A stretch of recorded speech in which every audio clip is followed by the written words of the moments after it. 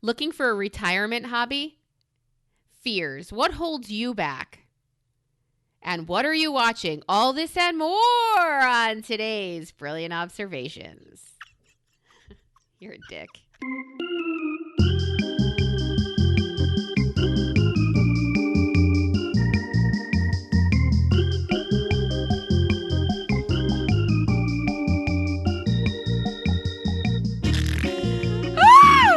You were watching that whole time when you're doing the intro. I was pantomiming what you were doing, but you're not looking at me. You're so focused.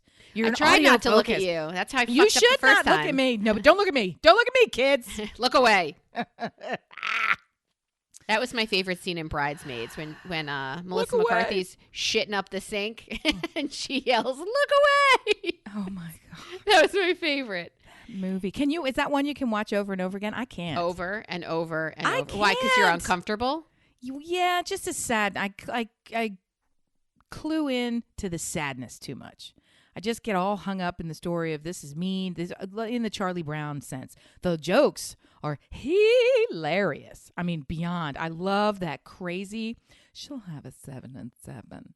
You'll like it. It's sweet. Whoever that one is with she's like, all the sheets in my house are hard. Like whoever that weird. That's the McClendon Cubby, like the Wendy. Oh, I'm not gonna know her name. I know her from like a cop show where she wears too short shorts. She's a hilarious comedian, but I don't know what she is in that. No. The blonde mother who's like, we're going to Vegas because I need this. Yeah, Wendy McClendon. She's got 3 names. She's on the Goldbergs.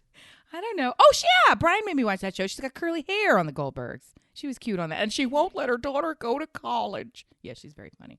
I think she's ha ha ha ha ha. Anyway, the whole thing's great. Very funny. But I can't. It's too sad. Makes me sad. The whole thing, the boyfriend thing, everything has this sadness in it. It's like watching a kids movie back in the days when we would watch the little kids movies.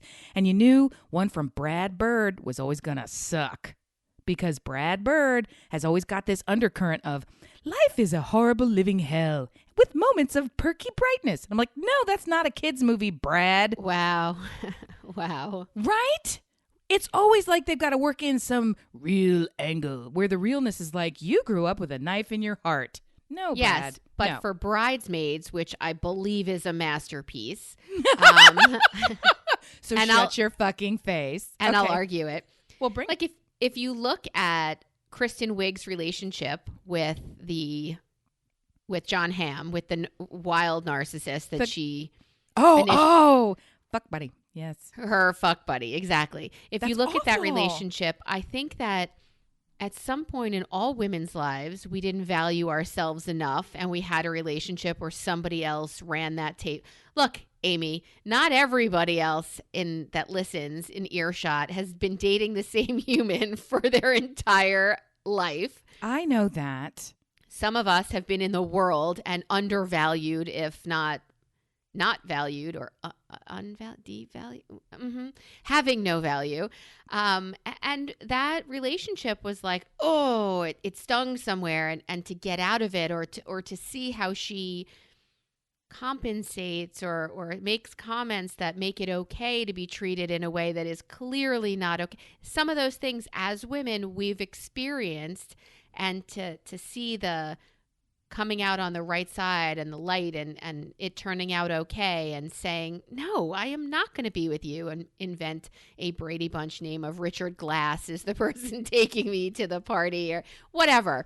There are parts of it. Oh my God. And if you've ever listened to an episode of this show, you know that the scene where everyone shits their pants is clearly my favorite row of scenes. Like it's perfect. It's absolutely perfect. Well, something's got to be said for I'm doing it. It's happening. She's doing it. I'm shitting in the street. Not in the dress. Not in the. I don't even know the name of the designer. It's happening. It's happening. And she just sits in the middle of the street. That's written by someone who actually has shit their pants. You got that's got some verisimilitude to it. Absolutely. There's so much to do, but it's interesting that you clue into the idea that you want to watch her going through something that you even identify more clearly with how painful it is. I look at it and I think, That fucking is horrible. Even when you met, that wasn't the piece that I clued in on. I was thinking about the relationship that she's actively in with the cop, the somehow Irish cop comedian guy who, I'm like, that works. Okay, what? So anyway, yeah. And he tries to do something really nice, and it touches like a weird memory for her, and the whole thing gets fucked up. And I'm like, this is so awful and so real. Why would I want that? Yeah, but it's funny that you look at the one that's even worse, that I've like blocked out this notion of, okay, I'll do this with you, and know that it's totally degrading for both of us.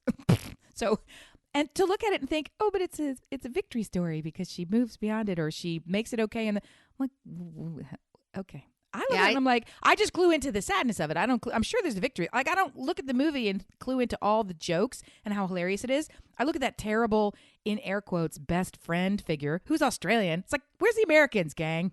Right. I forget her name. I love her too. Joyce? Is her name Joyce? Absolutely not.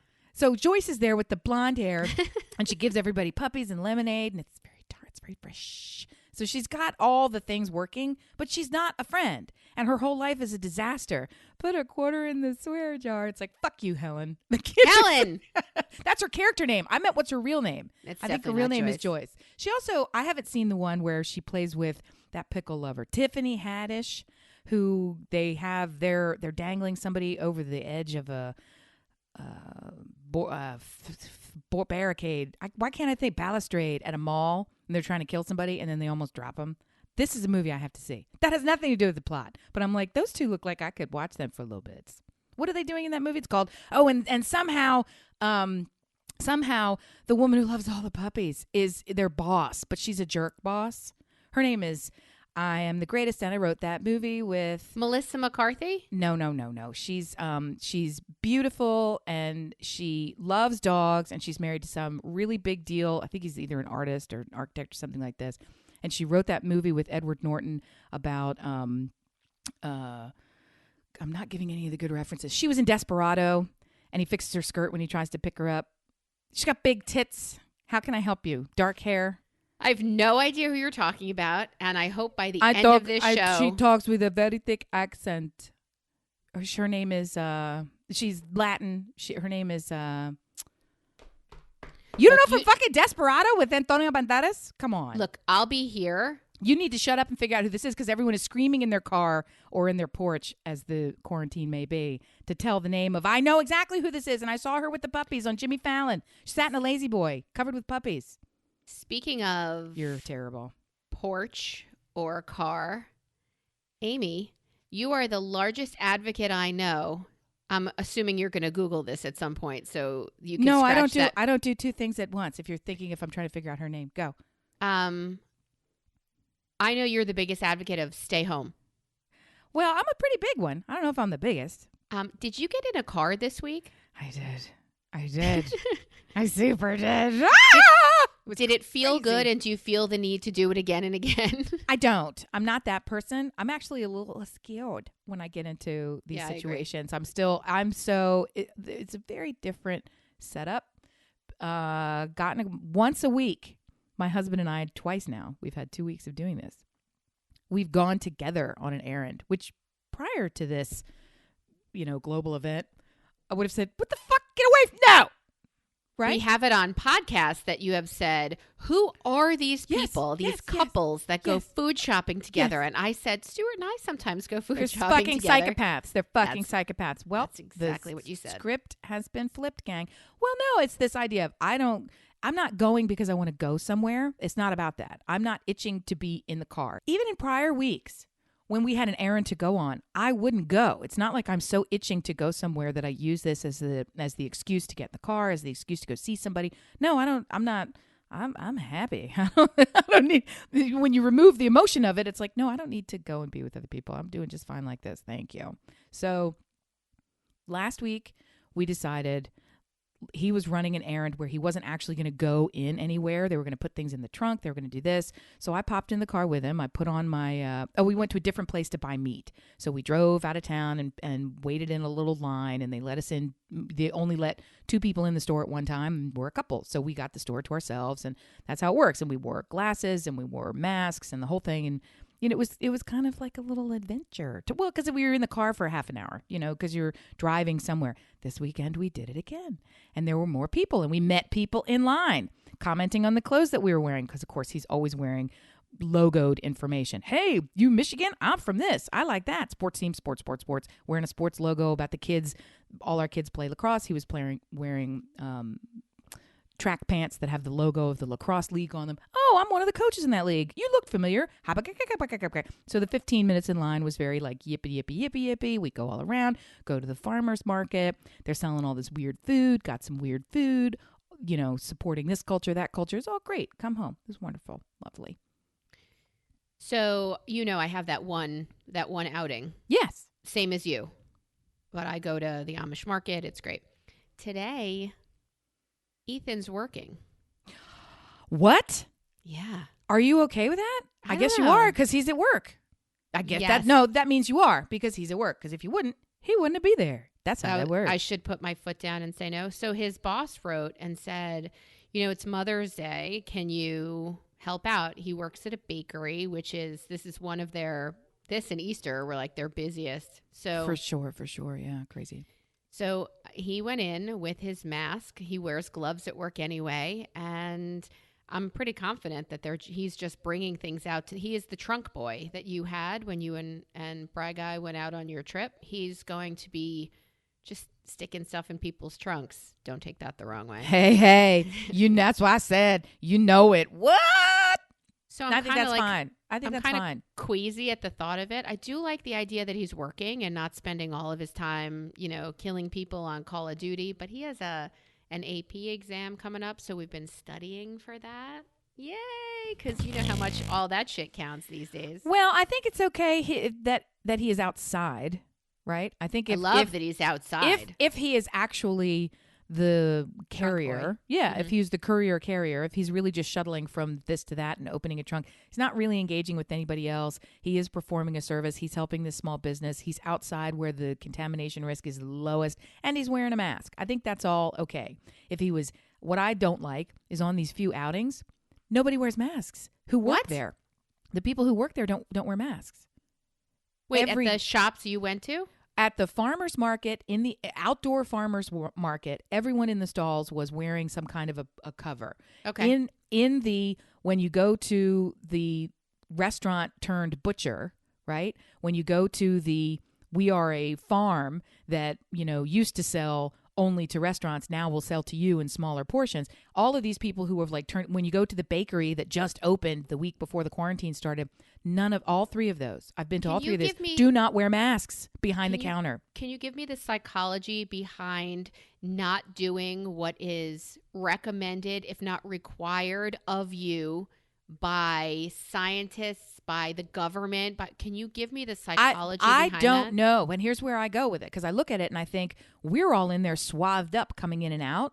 But I got to believe, I've made this up for myself, that they think it would communicate things are less safe if they're touching all the food.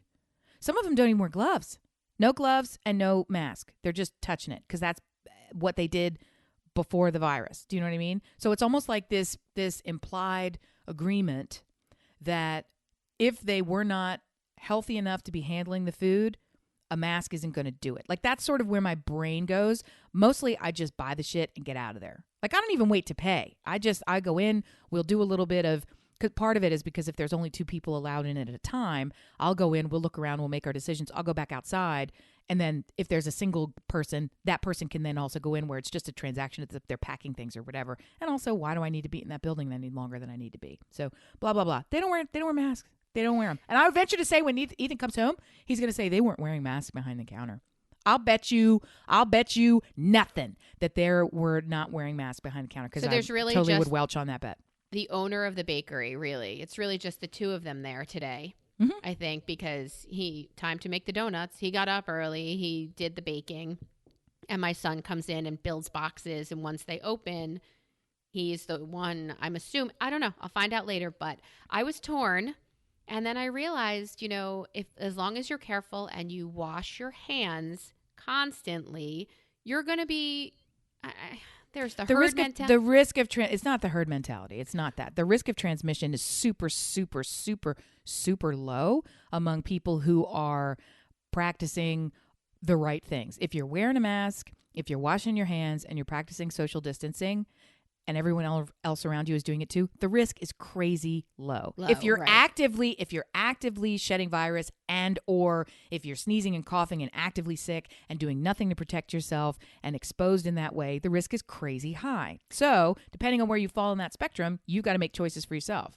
Right. I was going, the herd mentality basically shares that you all need to get it to become immune, to spread the immunity. And I guess part of me still thinks, let's get out of this without it.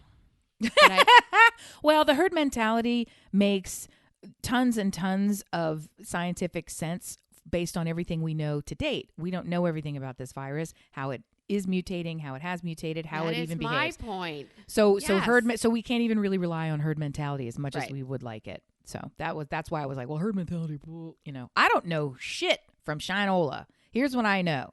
There are ways that you can dramatically reduce your risk that are not up for debate. They're just facts. You can dramatically reduce your risk by doing baka baka baka baka. So I'm doing those things. Everything else is, we got to look back 10 years from now and we'll know, oh, that one person was right and weren't we all wrong? We're not going to know. So in the meantime, I'm just going to focus on, I got to protect myself.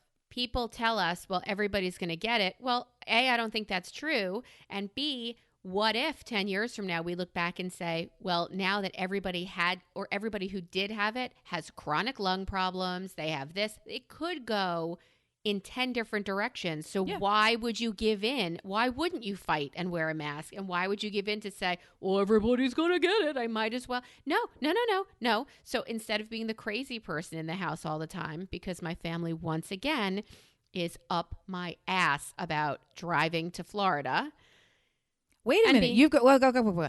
Okay. So in the house, in the, brilliant party of 4, you have 3 now beating the Florida drum?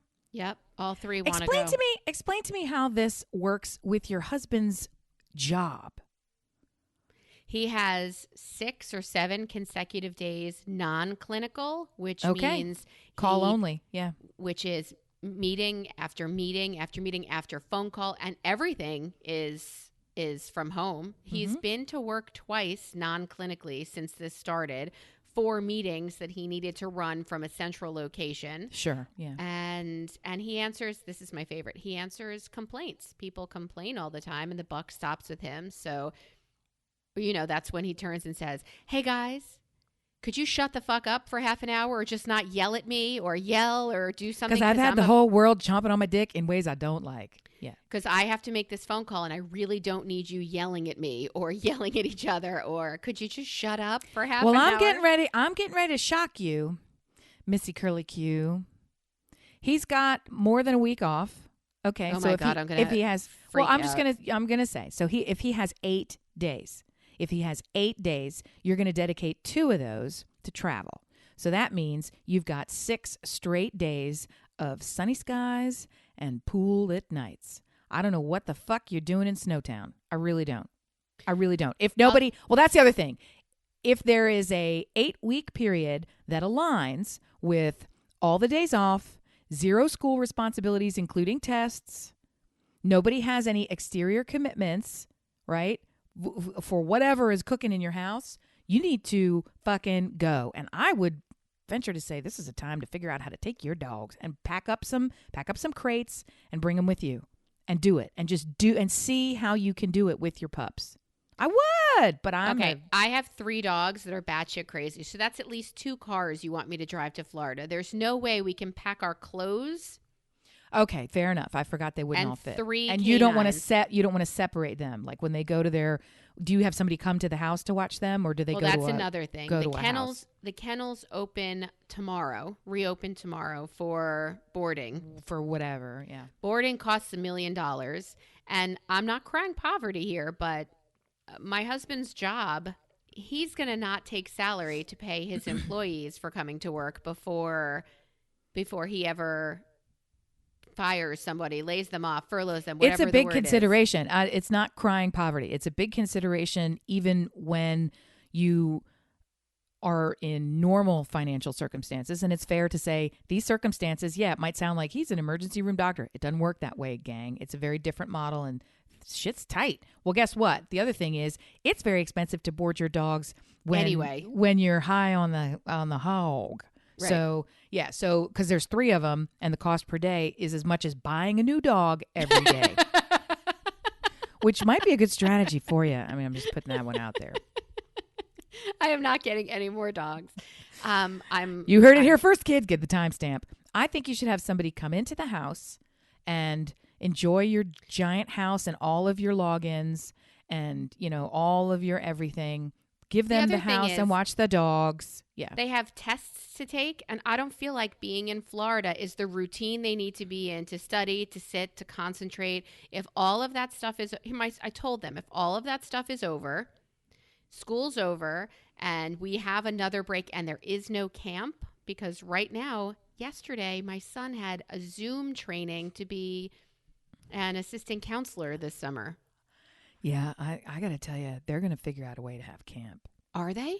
They have to, and here's why. It's a financial reality. They're going to find out a way to have camp with half as many campers in the buildings. They're going to figure out a way to pre-order tests and require tests of everybody before they arrive at camp, and then treat the entire camp as a quarantine where nobody leaves it. They're going to figure out a way. If I don't have no idea what you pay for camp, I can only guess that it's probably $70 billion per minute. Yep. They're going to figure out a way to capture that.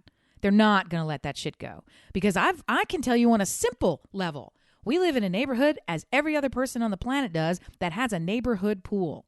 Our neighborhood pool happens to be kind of bomb diggity mac town. It's a very big deal. It's a very big neighborhood, right? So it's got all the crap. And not so confidentially, they've been saying things like, we can't guarantee what's going to happen over the summer, because we can't guarantee that we'll be able to open the tennis courts and the pool in the way that we normally do, and the marina and all the other stuff. And if people decide they're going to wait to pay and or not pay, we're not going to open at all. We're just going to go away, because we have to pay in advance for all of the everything, the licensing, the lifeguards, the insurance, the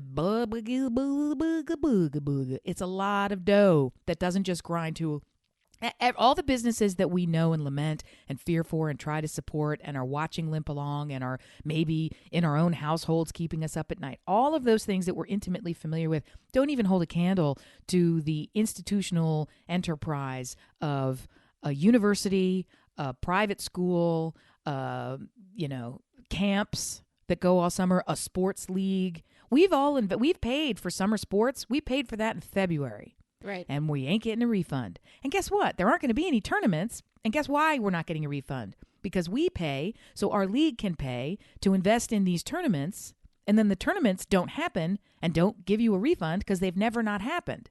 So it's like zoop. And so how does that work? The trickle down zoop so that's part of it. When you think of, there's some folks who have just total lost sunk money. Not everybody chooses to buy the private event cancellation insurance, that there is such a thing. It's different than force majeure. You can pay to protect it, but who would fucking do that? Who pays for, So anyway, blah, blah, blah, blah. My point is, they're going to figure out, Amy says, they're going to figure out a way to do camp. There's too many people flipping out over that, in the same way that they're going to figure out a way to do fall university. We got word on Friday that they've figured out a way to do graduation for my kid, for high school graduation. And it's super sad. We can't even read, and it's not even finalized yet, but we can't even read all of the, oh, look, it came. Just read it out loud so everybody knows what it is. Couldn't even get through the email without actually physically crying, reading the information. And it's so horribly sad. They're going to do a live quasi, it's just fucking sad. They're going to do something now in May, at the end of May. And then they're picking a date either in late August or on Thanksgiving weekend where they're going to do a proper, different traditional ceremony. Because there's no group photo. There's no photos with your friends. There's no parents there. There's no everyone assembled. They're going to have us in the parking lot and build a stage on the soccer complex and have the kids one at a time walk across the soccer complex while the parents get to honk from their cars. You don't even get to get out of your car. And then they're going to do a parade of cars. Honk from your car. That's the theme of 2020. Honk from your car, people. I'm fucking over it. Anyway, the point of all of this stuff is when you're on a different... Huh? Don't worry, Amy. Don't worry. Carnival Cruise Lines are back up as of August 1st. Oh my God. Could you please tell me who's going to take a cruise? I tried to be supportive. There's this little beautiful woman at our hair salon. I was one of the lucky ones where it was within the last, I would think it was May 4th, 5th, something like this. Last time I got my hair cut. March 4th, 5th, something like this. And she was talking, and so nothing had been enacted yet. Nothing at all. And she was, maybe it was in late February, and she was still talking about, I've got a cruise coming up in 2 weeks, and I'm just going to go. Everyone's telling me I should cancel it, but I just feel like I should go. And I'm sitting there, I got fucking suds on me, and I'm like, do you know what? And she's not my regular person. This was like a work-in appointment. So anyway, and I just looked at her and I said, you got to make choices for yourself. Go live your life. What am I going to say to her? I'm not going to convince her to do something different than she's doing. So just be supportive. She'll figure it out. And lo and behold, when everything was shut down 2 or 3 weeks later and people are on the news floating in those death barges, I was thinking, I wonder if she's on that fucking cruise. It's awful. Don't worry. They're back August 1st. Again, what makes you not wear a mask when everybody recommends it? What makes you decide what makes you decide that even in non-COVID time, it's okay to sit on a floating sardine can? It's like getting in a hot tub with everybody in Grand Central Station and staying there for a week.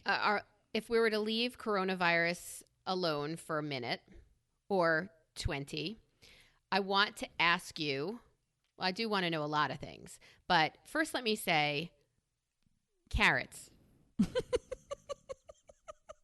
Why do we buy those turd-ass little carrots? Oh, I can't help you there. They taste like shit. I don't buy them. I don't buy them. Hey, let me help you out. Here's what happens with those turdlets. They're not baby carrots. That's a marketing. I'm a marketing person. They're stunted. And that's a market. It's marketing bullshit. They're just cut carrots. They're just proper carrots that have been cut. There is no baby carrot. Do you think they all grow in such? Have you seen a baby carrot? They're very tiny. They're thin. They're growing into those are proper full-size carrots that have been trimmed into that fucking shape and doused with water so they stay with that weird slimy outside. That's just a regular fucking lazy carrot. That's all it is. There are no fucking baby carrots. Are delicate and beautiful and have those little green tops on them, and they're narrow and long like a finger. They're delicious. And guess what else is delicious? A full-ass grown elephant trunk-sized carrot that you cut up properly, and it tastes fucking sweet like the world it came from. I don't know why society has fallen for the little nugget carrot bullshit, because I've been getting those Gazunda carrots from the Amish market and scraping them. It's work. I admit I'm not a fan of the work involved in scraping those carrots down. And I don't have a knife sharp enough to cut them correctly. Well, so that's I a always problem. Come close to losing a digit. But I have to tell you, those full-size, thick, amazing elephant carrots are so good. And why did we fall for that bullshit of the nuggets? We got to get out of that. It's a travesty. Now let me break it down for you in terms of peeling the carrot. I take it that you have a vegetable peeler, at least one. A great do you have one, or do you have more than one? I have a couple, but I have a great one. Okay, so the one that you want to use is one that can peel in both directions. If you pull towards you, it peels. If you push away from you, it peels. Most of them do. There's like only a few that don't. There's some that have like a half C wide mouth, and there's some that's like a straight blade. Either one of those will work in this case. The majority of peelers would do this. Hold the carrot, take the peeler, start at one end, pull towards you. Do you push away when you peel or pull towards you when you peel? I push away. Okay, so start by pushing away, and then at the end of that peel, before your blade leaves the carrot, maintain the pressure and pull it back, twisting the carrot. And do it again and again and again and again and again and again and again. You're done.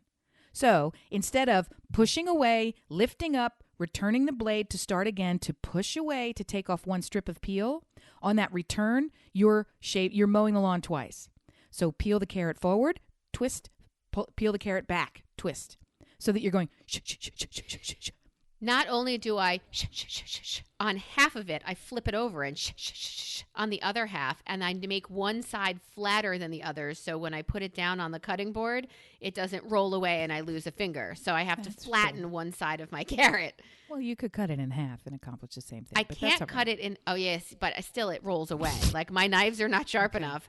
Well, look, maybe you have mutant carrots that have become, self-actualized. They're so good. Aim, they're so good. I do not know why I ever tiny mutant carrots. Like, I don't know. Sentient carrots. Yeah, right. All right. Knife coming your way. Check plus. That's terrifying. I need to interrupt you. I know we're fixated on the carrots. I used your stick blender gift. You did. This week, and it What'd was you make? Glorious. Weirdly, mashed potatoes. With a stick blender. Because I don't have a little handheld blender because who fucking needs a bitch with that? So, and the middle one was complaining, can we please have mashed potatoes? He's the only one that likes them. So I said, sure. And I have a hand masher, which makes glorious mashed potatoes. He likes them so creamy that it's ridiculous. So I was like, well, let's use this product. And it was perfect. They were like, quote, restaurant potatoes. Oh, nice. Nice. It was like a fluffy, whipped, sort of thick puree. That you could have used a straw to eat. Well, I see that your middle child doesn't like to chew. He just wants to straw all of his food. That's right. Terrific. That's right. He's a juice master. In our house, my husband and I are looking for something we can do together in retirement. Right? So we came up with a hiking theory. It's for you, though. It's for you and your husband. To do together. That passed the test? Okay. Yeah, because I tried to convince him that going for a walk is hiking. It's just a tiny incline. Now right? I'm back on board. Yeah. Okay. Hiking involves some sort of an incline and proper shoes. You're out. You're already out. So, all right, next. All right, next. Unless hiking is like, hiking counts as we're walking through like a store. That could be also hiking. That's my question, really. We could walk through REI and then... No, that really is my question, walking through stores. Well, first thing I thought of, there are people, you know what an ornithologist is, right? A bird watcher, yes? Yeah. Is that a hobby you think my husband would embrace in retirement? Unfortunately for you, I do, and here's why. I think that he would embrace anything that was of interest to you that engaged you. Okay. He would be like, okay, we're going on macrame. And now, sadly, you would be in a competitive macrame tournament. Yes. Okay, there is no stopping him. Once he's clicked in, you're fucked. So, but yeah, I think he would ornithologize with you. Do you want to do that? No, I hate birds. Great. I absolutely hate birds. But people make their whole lives about this. And it seems like something Why are we talking about this? Well, because I feel like it's something. Let's list the other things that you are not going to do and don't like. Go. Well, isn't that sound like something you could do from a sitting position? My parents have, on an amateur level, love this. They have a beautiful bay window right in the kitchen and massive bird feeders outside. And everyone from all over the planet comes to that little Shangri-La area. And they bought a book and some binoculars. And it's very fun identifying the different, neighborhood gangs that like to come. Isn't that great? That's fun. They're not hiking into the Andes with a bag of ketchup potato chips trying to figure out which one is the warbly-bellered snot snickler. They're two different kinds of things.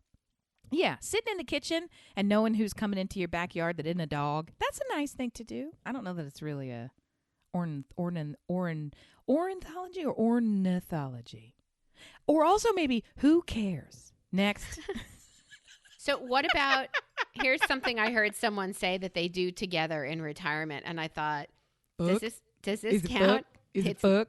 Yeah, you got that. You're fine there. You've already got your hobby. All right, tell me your hobby. Go. So you think sex is our retirement hobby? Well, it could be. It could. You could make. Trust me. And if you tip him off that this is actually like a pastime as opposed to just an activity, you're gonna be in a tournament, as I mentioned, and you'll win. Oh my God. I'll lose, but we'll win. Somebody's gonna win. All right, tell me your thing. His favorite fortune cookie is woman who walk funny, not always ride horse. So, yeah, that's his favorite fortune cookie. Wow, I'm like, getting sassy. I'm like, sassy at the takeout. That feels racist. So somebody said that they were a flea market slut. Oh God. Is So that you? Say what no. if no? What if what we did was go from like flea market to flea market and look at stuff and see what. You've got a better chance of being a proper flea market slut going from flea market to flea market and like being swingers than you do actually being flea market people. You're picking through filthy old trash. Yeah, that does not sound appealing. Yeah, your house is not made up of this stuff. You're literally picking through filthy old, quote, vintage trash because you're looking for a find. And when you find it, it's filthy and old of value, but it was still nestled amongst the filthy old trash. That's how these things work. That's why it's so fantastic when you find the antique, the something, the marvel, the thing that just needs to be scrubbed for 6 months and then painted and restored on Repair Shop on Netflix, brought into your home for, I only paid a nickel for this, and it turns out it's worth $8. That's still tremendous. My neighbor at pickup this week, trash pickup, had a teeny tiny table and 3 teeny tiny chairs, wood chairs and table. And I said to my daughter, you could really paint that and make it something beautiful and give it as a gift to someone. Like we have my friend Monica has a 3-year-old who we could absolutely give this 3.5-year-old who we could give this table and chairs to after she paints it and puts like a fire truck on it or whatever he really likes because she's super artistic. Mm-hmm. And then I thought, I'm going to go through my neighbor's trash and take something they threw away. And then I thought, I'm going to be flea markets. Like I can't. These don't sound like you. Picking up somebody else's trash, I'm all in. I love it. I got no problem with that. I need this relationship to last. Amy, dear listener, what can I do with my partner in retirement that keeps us together besides eat? No, you got to focus on eating. I think you guys should embrace cooking. You're both marginally good at it, but you love eating. Don't make that face. Eating. I'm not good at cooking. Eating. So it's you are. Chocolate banana bread. Shut up. Come on, that's not cooking. Well, how did they get here? Yes, it is. Fucking you. That's throwing ingredients together. What happened to chicken freemie? Oh, that's pretty good. Suck a dick. Okay, so you guys love to eat. We do. Right? We do. You want to see the extra 15 pounds? There is a depth and breadth of information and awareness that he can rabbit hole into in the idea of becoming a cook, right? In terms of technique, in terms of proper this, in terms of controversies, all the shit that he can get mired in, you can go to the stores and buy the freshest, most luscious, delicious, and then you bring it home, and now you're like Demi Moore and that Swayze in the kitchen molding a piece of something, and you get to eat it. That's your job. That's it. Why is that not it?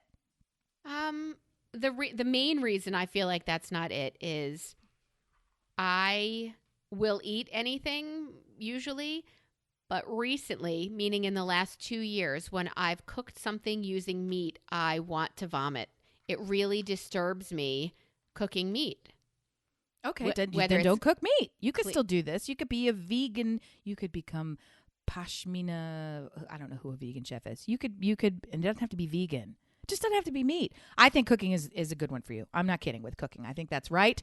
I think that you could get into agility training. I don't know why you're laughing. With the dogs, right? Yes. Yeah. Not parkour. Agility training with the dogs. It is super fun. And it's got all of that competitive depth and breadth and nerdliciousness.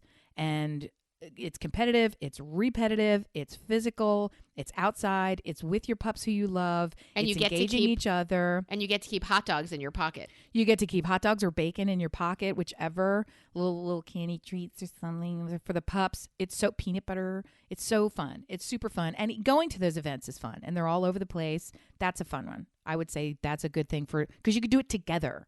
And it's a lot. It takes a long time. I know that you have hobbies that he's probably not interested in. The knitting. Is it knitting that you do? I used to knit. I brought out a skein of yarn the other day during Forced Family Fun when we were watching a movie. And Ethan looked over and said, "You doing that shit again?" Oh, fuck you, Ethan. And I'm gonna knit a noose. That's I'm a like, little, that's nah, a I little guess rough, not. and not very effective. But still, yeah. So I don't think Stuart's going to take up the needles with you. Like I don't think Right. you guys are going to be knitting buddies. Right, and I But, don't necessarily want to fish because I'm kind of disgusted about the whole. I'll sit in Yeah. a boat, but I don't want to. Look, Yeah, my but hobbies, that's not. You're not doing it together. But you're not doing it together. That's you attending his thing. Right. That's the problem. So that doesn't work. And Right. nobody wants to start golf. It's too fucking expensive, and you just don't need that shit in your life.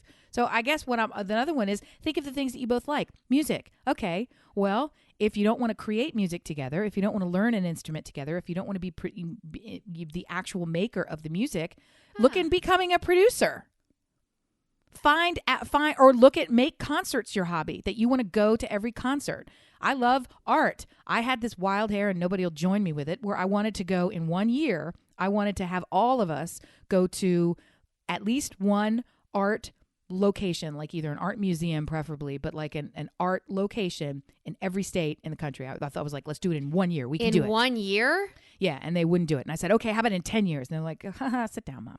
So I had this, you know how people have those campers where they put the little things on all the states where they've camped? You Yeah. guys could do this with music. You could have concerts everywhere. You could do it with, like some people go through wines and wine regions. You could go through music in terms of live music and recorded music. If you like movies, you could become movie producer. All the things that you can do, look at the hobbies that you already have, the things you enjoy, and figure out an in with that stuff. I think that's where to go. But it can't be one where it's your deal and he's attending with you, or it's his deal and you're tagging along. Because that's no different than shopping on a Saturday when it's not quarantine. That's like, what the fuck is this shit?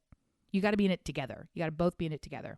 And I like the idea of music and movies, but there is no cardio in that. And it's a bonus. well, I like it because there's a toilet real close at all times, and that's a requirement. For me, that's a requirement of a hobby. Like because especially if eating is part of it. And if I don't know, I like to know where I can be at any given moment or shadoob.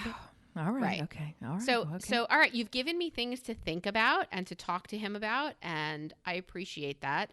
The last couple of nights we've woken up and either Stuart's been mad at me or he's been incredibly frisky. And I thought, what the fuck is going on? And he said, I had this dream that was so real that either I cheated on him and he was furious with me when he woke up. Like normally, if I get in the shower and I come out, the bed is made, or like something happens, or he'll take out iced tea for me. He'll do a kindness in the morning if we're home together, and now we are. So there's usually a kindness or something thoughtful, and he's kind of being a dick. Like he was just not completely himself. And I'm like, what is going on with you? He's like, well, I have to tell you, last night you cheated on me.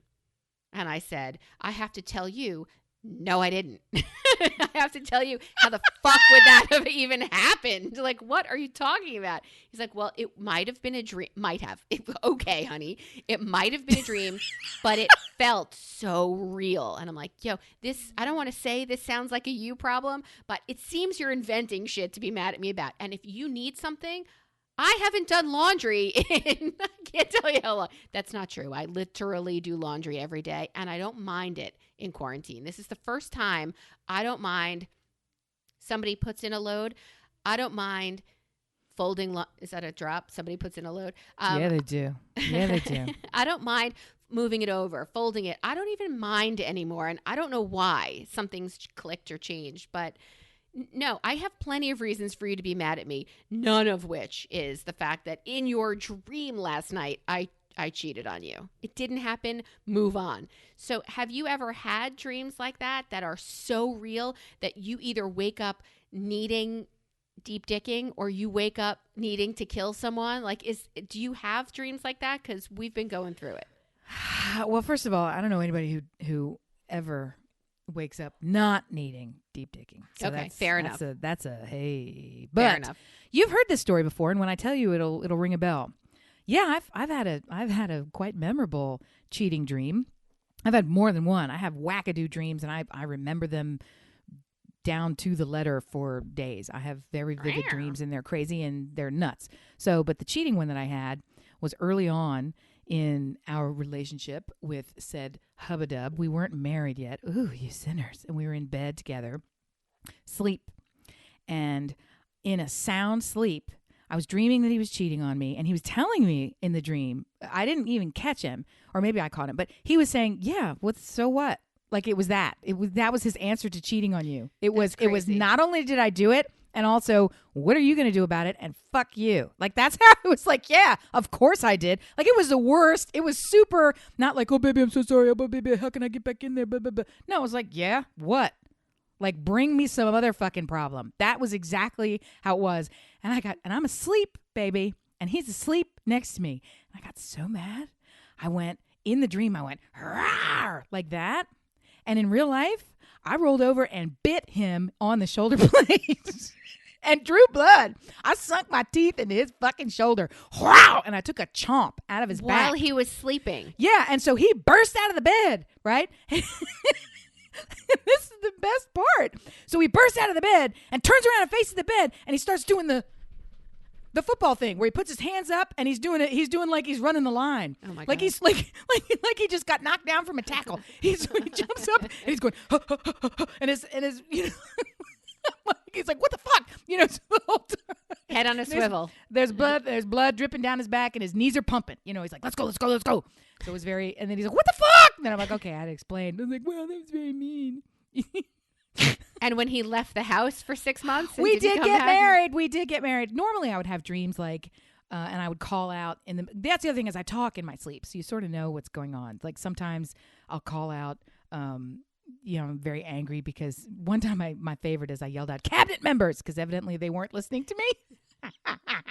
Stuart does that too. Yeah, another favorite was when I started actually yelling because people were talking during a lab, and I was missing the instructions for how to do a lab. I haven't taken a science lab in my entire years, so I don't know what that was about. Anyway, bit him in the fucking back for cheating in pretend town in my head.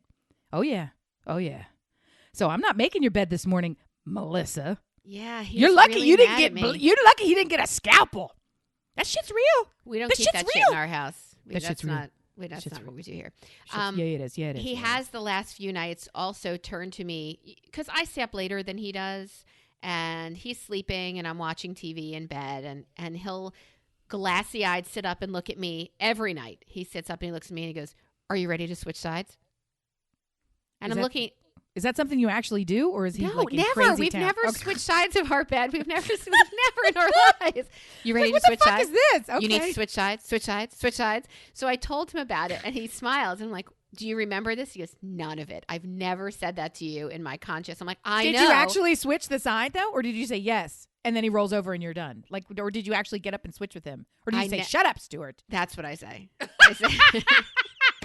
I'm so sad. I say, "Shut up, Stuart." Once I said, because it was after I told him about it and he still did it, I said, "Yeah, let's go." So he goes to get out of bed. I'm like, "Lay the fuck down. I am not switching sides with you. All my shit is here. Terrible. I have M&Ms in my bedside drawer. I'm not switching sides. If you're going to make with you. him wake up and get out of bed, send him on an errand that's productive. Say, yeah, go get me some M&Ms or something, and then he'll walk downstairs. No, I already have use that use your TikTok, big brain. Come on. I learned that from Jessica. I keep mini M&Ms in my bedside table. Oh, God. I mean, it ain't no bridge mix, but, you know, that's not my speed anyway. It's mini not for me. M&Ms are a travesty of justice. But I agree if you're looking for chocolate, but if you're a girl who's hooked on texture, yeah, it's exactly. They're too tiny. It's exactly what I guess need. So. I guess so. To me, they feel like an ingredient, right? They can be. Maybe I should put them in my banana bread. Hey, yeah, that's a cookie ingredient. Hey, Amy, do you still? Hey, Amy. Hey, Amy. Do you still give gifts to your parents? No. Yeah. Oh, yeah. Not when I'm supposed to. I give them things apropos of nothing. Like if we're doing something, I'll be like, here, take this thing. But when it's, today is Mother's Day and I have sent nary a card or gift. So I'll call.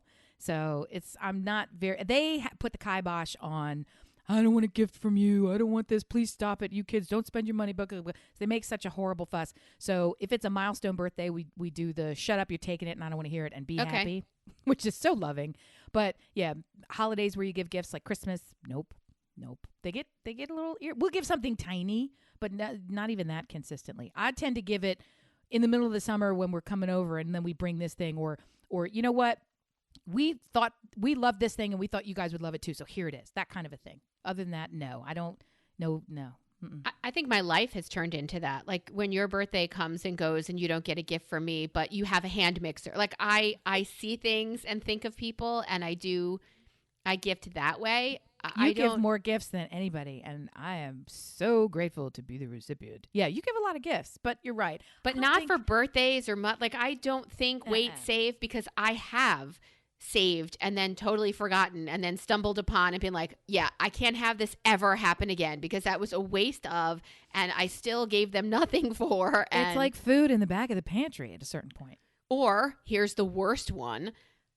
Clothes that you donate with tags on them because your kids outgrew them. That makes me fucking angry. I'm saving this for the perfect occasion, which never happens. You want to wear this $1 million dress that I got you for a party that we went to? Wear it every day. Do whatever you want with these clothes. If you ruin it, you'll wear it ruined. I don't even care anymore because when I donate clothes that have tags on them, it's heartbreaking that we never wore. There is no winning with items of value that have gone unvalued. There's no winning because you can't give it away to even a friend.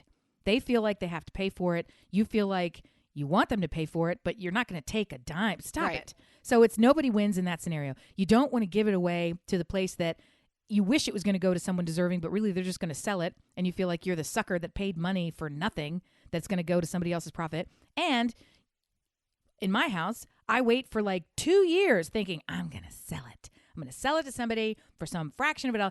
Even if you do sell it, it's such a hassle and you don't make anything back except a headache. If there's or in my case, you have an entire room dedicated to the shit that you're somehow ever going to sell that don't sell. There's no winning. There's no winning. I had, you know how I take people in? The way I take in dogs. Somebody was living with me at one point when we were moving. It's like I take in calories. Yeah, you take in people. Oh my God. And she said to me, I'll list all of this stuff that you want to sell on eBay. And I said, and you can have half of the profits for whatever you sell. That's a lot. She sold nothing. That's a mortgage. Oh. She sold what? Nothing. She didn't do it. So everyone really hates it. Even the people who stand to benefit. Even the people who have nothing to lose, only gain, don't even do it. So I don't know. I have 3 people off the top of my head in my sphere who it's almost like a game to them or a hobby to them, I guess. They would never describe it that. Maybe it's a compulsion.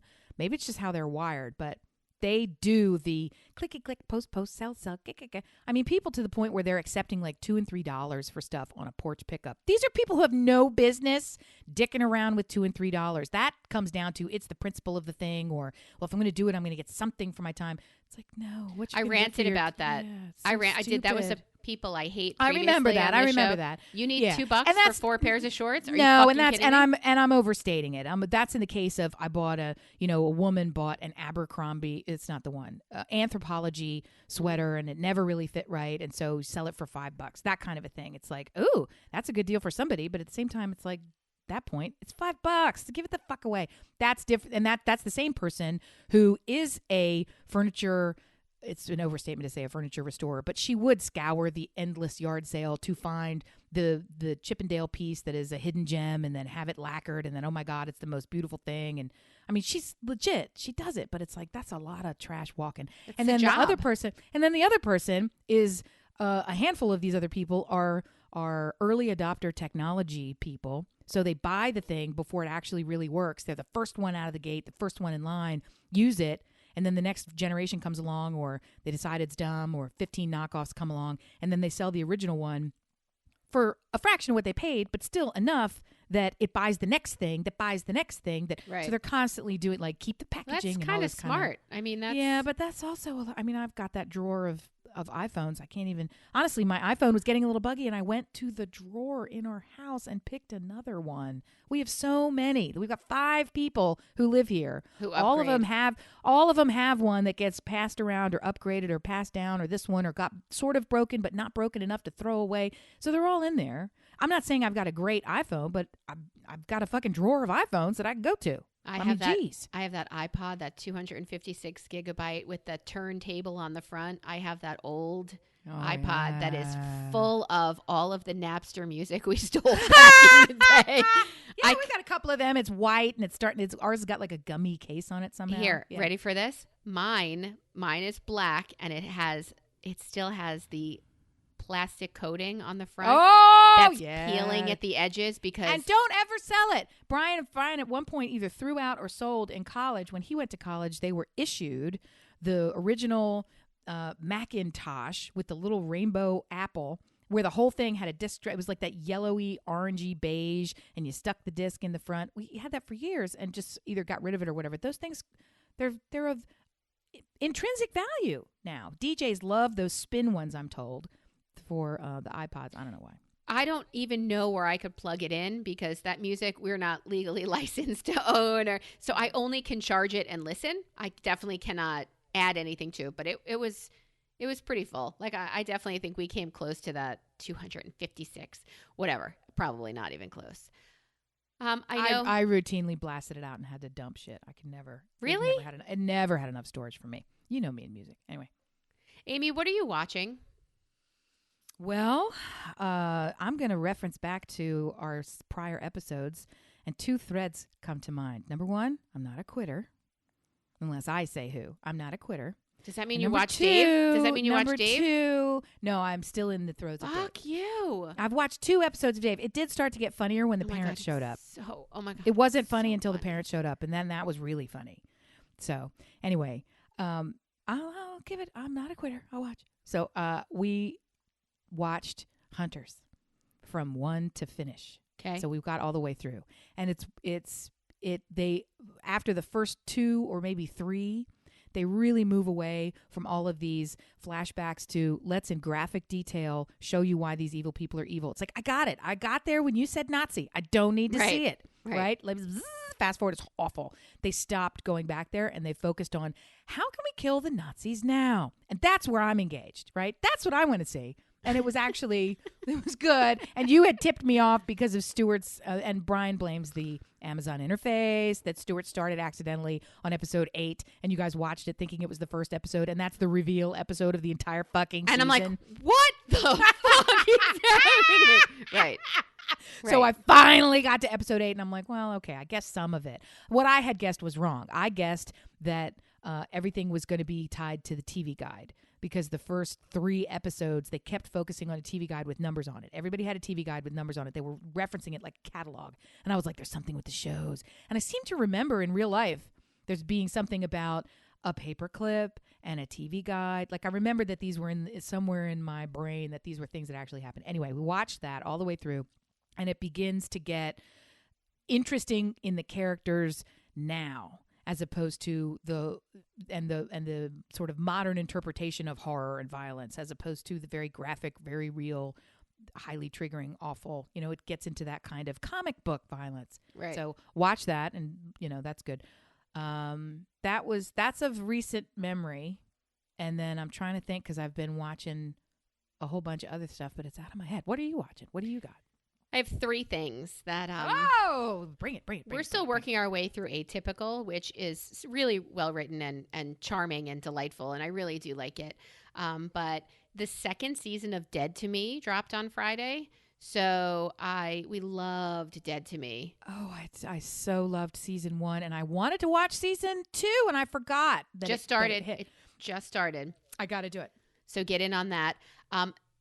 Prime has a show called Upload, which is about, it's that Robbie Amell. Did you ever watch Arrow? Do you remember the TV show Arrow? I have a friend who loves it, and my kid said it was great. So I've seen that green thing in you. You must also like, but I never watched it. It was great. His little brother is also an actor. He's been in lots of things, and nothing comes to mind right now. But... But he's in Yes, Upload. his legacy is vast.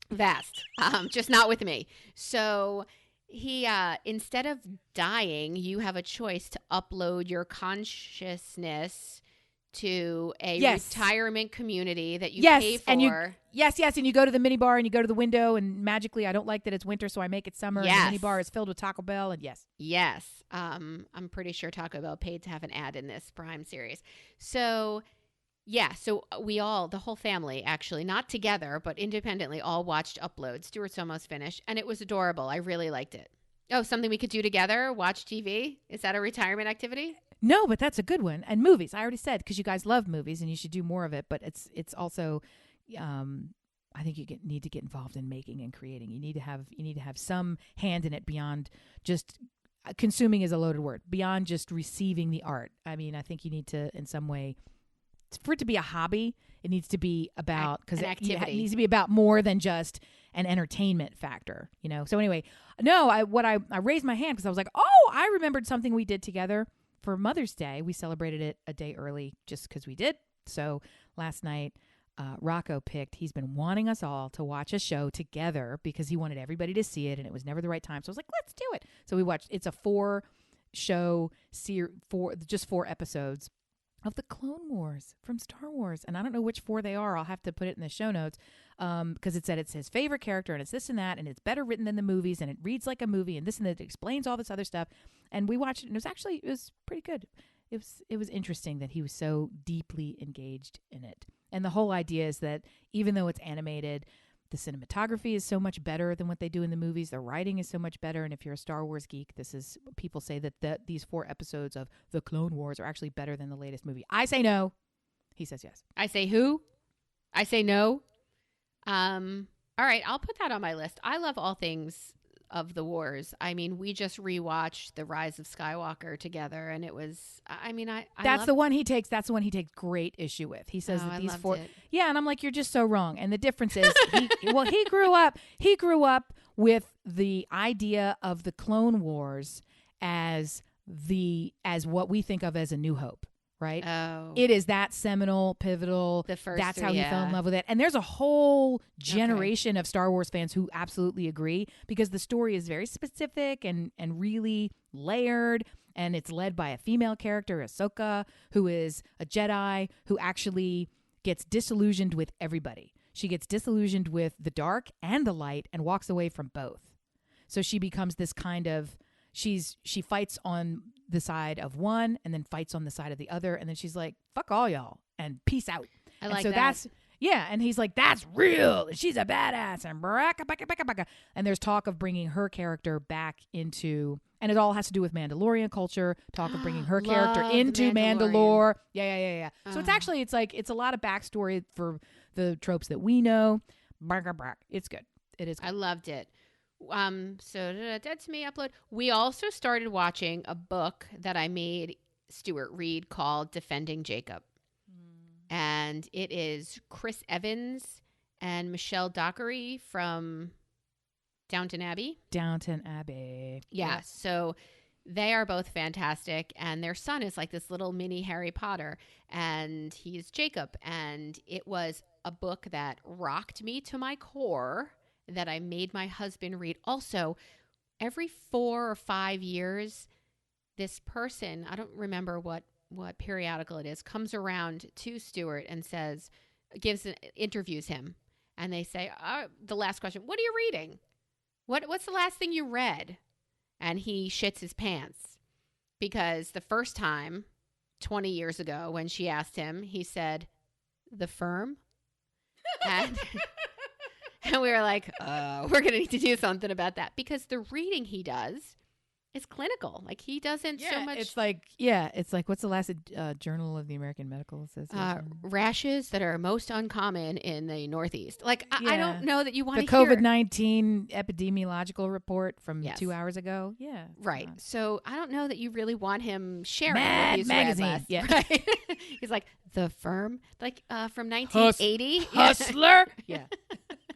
So, the credit card bill and Melissa's in trouble. So, in a total tangent, I downloaded those dirty stories that I was mentioning all those times ago. Remember I said there's that person that's doing the audio stories? It was on, I heard it on a podcast advertised. I didn't know who it was. It was called Dipsy. And so I was talking, we've got to do something. Let's do something because we were watching these TV shows together and Better Call Saul and all the rest of this stuff. And I said, I'm going to do it. I downloaded the app and then I was too chicken to actually play any of them. So I have, when I said Hustler, so I have this whole thing where I downloaded it onto my phone, which is a big deal. but it's wants you to sign in. And I'm like, I'm not signing in. And I Right. deleted You don't it. get any So I got that information. far. So in our Yeah, house, I'm not reading Hustler. I'm too timid to even download fucking Dipsy, which isn't even porn. It's like saucy tales, audio tales. in our house, when I download an app, everybody gets it on their device. Yeah, that could be another problem for me. So that's another reason I deleted it immediately. I don't think they get it. I think because we all have different logins, right? In your family plan, everybody has a login. Yes. So I can see their history, and if you've enabled them to have equal footing with you, they can see yours. But I'm a parent, and they are not. Yeah, if I download a game, which I've been doing because I, hit the board as fuck, and I play it for 5 minutes, I hate it, I delete it. They're accumulating on my kids' phones. All these apps that I've been downloading. They're like, Mom, what the fuck? Which game? Which game do you play? I did there's a human stack game, and then Mallory's like, I love this one. I'm like, you're killing Sounds awful. What's a human? You're stacking humans? You are. It's a race where you're running and you jump, and when you jump, you land on someone's shoulders, and then that person jumps, and then you have to get over something at the end. So it's like a totem. Yes, but if you don't jump at the right time, people fall off and die, and it was too disturbing to me, so I deleted it. I'm super not into that. Okay, right. Next. So, but now the kids have like 7 new apps on their phones. They're like, Mom, what the fuck? And I don't have any of them anymore, but they're just accumulating. I like Fishdom, which is basically, I don't know Candy Crush, but is I think that it's the one? Same. No, that's not the one where that you have to get the fish through the water maze. That's the one that I wanted to download. Yeah. They keep sending me these ads and like pull the pin or burn the guy. Yeah. And those are all fake. Those are all a mini game within a game because I've downloaded every single time. And they're like, this is the game you're looking for. And you click it and you have to go through like 8 levels of storytelling mode with some tool where it's like, can you plug this into the socket? No, I fucking can't. I do that in my real life, you idiot. Why would I want to do this on an... Yeah, no. So Fishdom is basically... it is little shapes that you match and they explode, and then they give you a pring and you go on to the next one. So it's and I don't do any of the teams business, but somebody roped that I don't know. I'm on like some Russian team, honestly. They roped me into the team, and because they give you little rewards. Oh my God, you are exactly who they look for. I'm not having any communication with them. They're not changing my mind by sending me a star on the springtime level. You're not aware that they're doing it. I think we're okay. I super think we're okay. They have mind control. You have no idea. The name of the team is Having Fun. That's the name of the team. I think we're okay. Russian bots. That's great. That's great. So we're also watching Defending Jacob, which I highly recommend. I don't know that I can go there, honey. I don't know that you should. But it scares me. It's really, so we're watching that too. And Dave is over, and I'm super sad because the last episode was fucking brilliant. It was so great. I'll get there. I can't believe it. I had a really big question for you, kind of like, are you a quitter for this episode? But we've really reached the end of our episode. So I'm going to give you something to think about for next week. Oh, I love it. Which could be dangerous or yes. All right. So what I want to know from you, we've talked about our fears before. I think I talked about our fears when Jessica was on the podcast before it became this incarnation. So our next episode, we are going to talk about our fears a little bit, but really, what holds you back? Yeah, it's a list. And it might not be a long list, but it's going to be a powerful list because obviously if it's what holds you back, it's significant enough to delve into a little bit. So it's going to be a real toe tapper, guys. So that'll just be a piece of it, but I do want you to think about, and dear listener, I want you to think about what you're watching. Just kidding.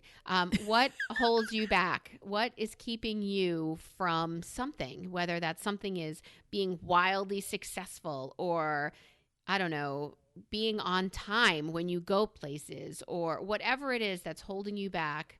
Only you know from what, but what is it that's holding you back? It's funny. I downloaded one of those games and I started to play it and it had a timer. And I don't know if you used to listen, but perfection. I can't handle a timer at all. Like that is something that I'm just not made to handle. So that's the first app I deleted because it's like 3, 2.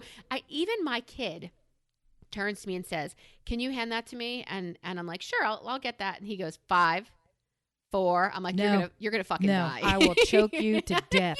Yes. Mhm. Yes. Do Good not feeling 5. gone. Yeah, Yes. no. Mm-mm. And now you have to get it yourself because you just gave me a countdown. Exactly. Yeah, forget it. There is no way in the world, none. Yeah, so that's the reason I deleted that. But what holds you back besides tick, tick, tick, tick, tick, tick, even that 60 minutes? That thing doesn't with hold something. you back. That sets you off. There's two totally different. This is territory that I trod daily and know well. So I don't have a solution, but I can at least identify the problem. So maybe you can help me with that. All right, next let's do time. that next week. Dear listeners, if you'd like to interact with us, there are too many ways to do so. And the fact that you're choosing not to is just fucking offensive. Like, who do you think you are? We are on the We socials. give and give and give. It's Mother's Day, for fuck's sake. Give back. You can reach us on all the socials. If you go to Listen Brilliant at Listen Brilliant, or if you would like to just hashtag us Listen Brilliant, we will see what you have to say. You can also email us brilliantobservations@gmail.com. We would love to hear anything. We'd love to hear anything other than fucking crickets. So we're here right. for you. Prove That's that you're right. here for us. We know you're out there. We see the downloads. Time to start talking. Yeah, fess up. We've come to the wrap it up, flip it, rub it down. Oh no! And we want to wish you a happy belated Mother's Day and a happy early send your kid to Florida day. And Yep. let us Yep. know what you're thinking. Thanks for listening, dear listener.